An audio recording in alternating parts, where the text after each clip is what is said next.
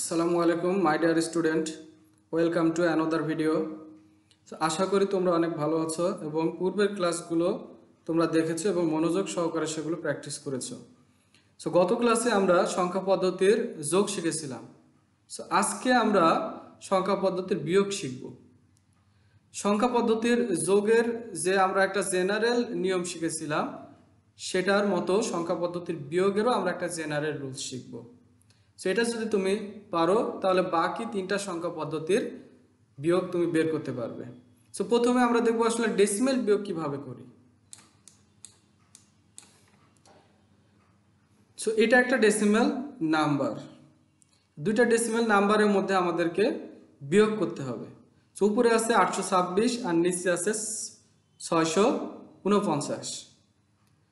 এখানে দেখো আমরা যখন ডান পাশ থেকে বিয়োগ করি, উপরে আছে 6 আর নিচে আছে 9। উপরে ছোট সংখ্যা, নিচে বড় সংখ্যা, অর্থাৎ ছোট সংখ্যা থেকে বড় সংখ্যাকে কখনো বিয়োগ করা যায় না। সেই কারণে আমরা কি করব, ছোট সংখ্যার সাথে ডেসিমেলের ভিত্তি 10 যোগ করে নিব। কেন 10 যোগ করব? কারণ এটা একটা ডেসিমেল বিয়োগ। সেই কারণে আমরা 6 এর সাথে 10 যদি যোগ করি তাহলে কত হবে? 16। 16 থেকে যদি 9 বিয়োগ করা হয় তাহলে কত হবে? 7। যেহেতু আমরা উপরেটার সাথে ডেসিমেলের ভিত্তি একবার যোগ করেছি, তাহলে হাতে থাকবে 1, অর্থাৎ হাতের 1 নিচেরটার সাথে যোগ হবে। হাতের 1 যদি 4 এর সাথে যোগ হয় তাহলে কত হয়? 5। আর উপরে আছে 2, 2 থেকে তো 5 বিয়োগ করা যাবে না, তাহলে আমরা কি করব? 2 এর সাথে ডেসিমেলের ভিত্তি 10 যোগ করে নিব। 10 থেকে যদি 5 বিয়োগ করা হয় তাহলে কত হবে? 5। যেহেতু আমরা উপরেরটার সাথে ডেসিমেলের ভিত্তি 10 যোগ করে নিছি, সুতরাং আমাদের হাতে 1 আছে। ওই 1 নিচেরটার সাথে যোগ হবে। 6 আর হাতের 1 যোগ করলে কত হয়? 7। তাহলে 8 থেকে 7 যদি বিয়োগ করা হয় তাহলে কত হবে? 1। এখানে দেখো 8 থেকে আমরা 7 বিয়োগ করছি, অর্থাৎ বড়টা থেকে ছোটটা বিয়োগ করব। বড়টা থেকে ছোটটা বিয়োগ করলে আমরা উপরেরটার সাথে ভিত্তি যোগ করব না। কখন যোগ করব? যদি ছোটটা থেকে বড়টা বিয়োগ করি। আশা করি তোমরা ডেসিমেল বিয়োগটা বুঝতে পেরেছো। এই কনসেপ্টটা যদি তোমরা বোঝো তাহলে বাকি তিনটা সংখ্যা পদ্ধতির বিয়োগও তুমি কমপ্লিট করে ফেলতে পারবে।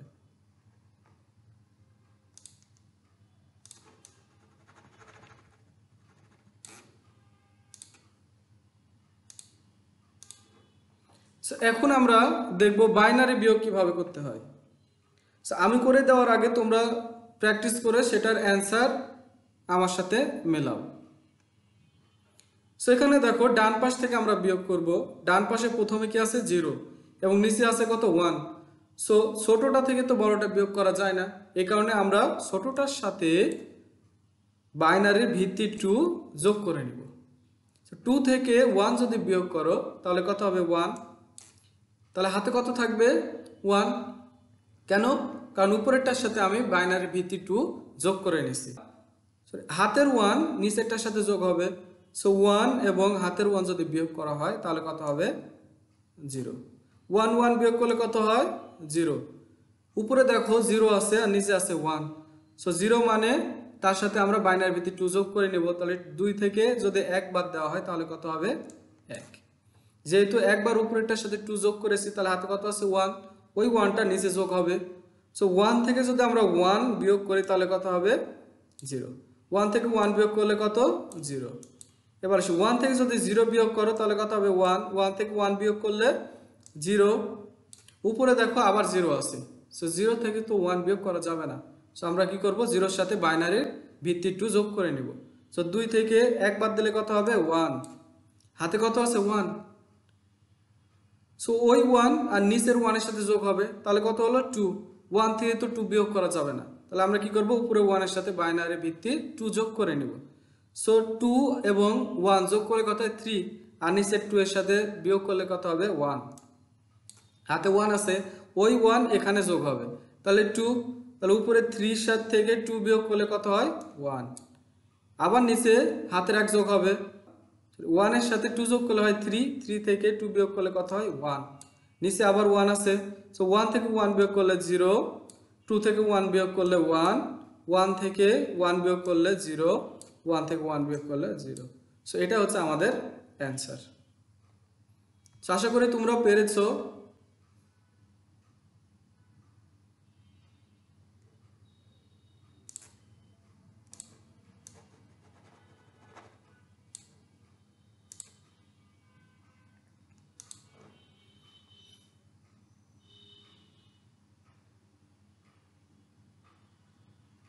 এবার আমরা দেখব অক্টাল বিয়োগ, অর্থাৎ দুইটা অক্টাল নাম্বার দেওয়া আছে 4375.12 আর নিচে দেওয়া আছে 3476.54।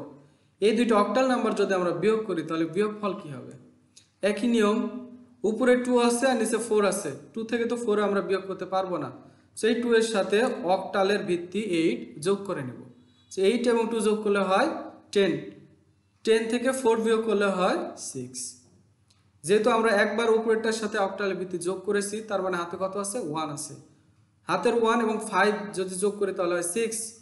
সো 1 থেকে তো 6 বিয়োগ করা যাবে না, সো 1 এর সাথে আমরা অক্টালের ভিত্তি 8 যোগ করব। 8 এবং 1 যোগ করলে হয় 9, 9 থেকে 6 বিয়োগ করলে হয় 3। সো এখানে দশমিক আছে, দশমিকটা আমরা দিয়ে নিব। এরপরে যেহেতু আমরা উপরেরটার সাথে একবার অক্টালের ভিত্তি যোগ করেছিলাম, সো সেটা আমাদের হাতের থাকবে 1। সো 1 এবং এই পাশের 6 যোগ করলে হয় 7, 5 থেকে তো 7 বিয়োগ করা যাবে না, সো 5 এর সাথে 8 যোগ করলে হয় 13, 13 থেকে 7 বিয়োগ করলে হয় 6। সো হাতে 1 আছে, সো 7 থেকে 8 বিয়োগ করা যাবে না, 8 এবং 7 যোগ করলে হয় 15, 15 থেকে 8 বিয়োগ করলে হয় 7। এরপরে 3 থেকে আমরা 5 বিয়োগ করতে পারবো না, 3 সাথে 8 যোগ করলে হয় 11, 11 থেকে 5 বিয়োগ করলে হয় 6। এবার হাতের 1 আছে, ওই 1 নিচে 3 এর সাথে যোগ হবে, সো 4 থেকে 4 বিয়োগ করলে কত হয়? 0। সো আশা করছি তোমরা অক্টাল বিয়োগটাও বুঝতে পেরেছো। এবার আমরা দেখব হেক্সাডেসিমেল বিয়োগ কিভাবে হয়।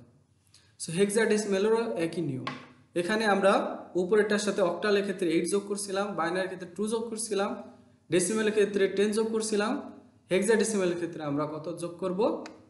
16 যোগ করব। কখন? যদি উপরে ছোট নাম্বার হয়। সেখানে দেখো বি, বি মানে 11, 11 থেকে 3 বিয়োগ করলে কত হয়? 8। উপরে আছে 1 আর নিচে আছে 6, তো 1 থেকে 6 আমরা বিয়োগ করতে পারবো না।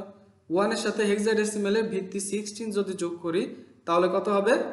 17, 17 থেকে 6 বিয়োগ করলে কত হয়? 11। সো 11 তো আমরা এখানে বসাতে পারবো না, কেন? কারণ 11 আমাদের হেক্সাডেসিমেলের ডিজিট নয়। 11 এর করেসপন্ডিং হেক্সাডেসিমেলের ডিজিট বি। এরপরে আসি, যেহেতু উপরেরটার সাথে আমরা হেক্সাডেসিমেলের ভিত্তি যোগ করেছিলাম, তাহলে হাতে কত আছে? 1 আছে। হাতের 1 নিচে যোগ হবে, 6 এবং 1 যোগ করলে হয় 7, উপরে আছে 5, 5 থেকে তো 7 বিয়োগ করা যাবে না, সো 5 এর সাথে যদি আমরা 16 যোগ করি তাহলে হবে 21, 21 থেকে 7 বিয়োগ করলে হয় 14। 14 মানে কি? ই। সো যেহেতু আমরা উপরেরটার সাথে হেক্সাডেসিমেলের ভিত্তি 16 যোগ করেছিলাম, তাহলে হাতে 1 আছে, হাতের 1 তাহলে নিচেরটার সাথে যোগ হবে। তারপরে যদি উপরেরটা বড় হয়, অর্থাৎ উপরে আছে ই আর নিচে ডি এর সাথে যদি 1 যোগ করে তাহলে কত হয়? ই। ই থেকে ই বিয়োগ করলে হয় 0। হাতে কিছু আছে? না, কারণ আমরা উপরেরটার সাথে ভিত্তি যোগ করিনি। তো উপরে আছে এফ, এফ মানে 15 আর নিচে আছে সি, সি মানে 12, 15 থেকে 12 বিয়োগ করলে কত হয়? 3। হাতে কিছু আছে? না, কারণ এখানে আমরা ভিত্তি যোগ করিনি। সো আশা করছি তোমরা হেক্সাডেসিমেল বিয়োগটা বুঝতে পেরেছো। সো এখানে আমি একটা কথাই বলবো, যোগ এবং বিয়োগের ক্ষেত্রে দুইটা জেনারেল রুলস মনে রাখবে, তাহলে প্রত্যেকটা সংখ্যা পদ্ধতির যোগ এবং বিয়োগ তুমি করতে পারবে। অর্থাৎ তোমরা আর কোন কোন বিষয়ের উপর ভিডিও চাও সেটা আমি অবশ্যই চেষ্টা করব ভিডিও দেওয়ার। আশা করি তোমরা আমাদের পাশে থাকবে। ধন্যবাদ। আসসালামু আলাইকুম।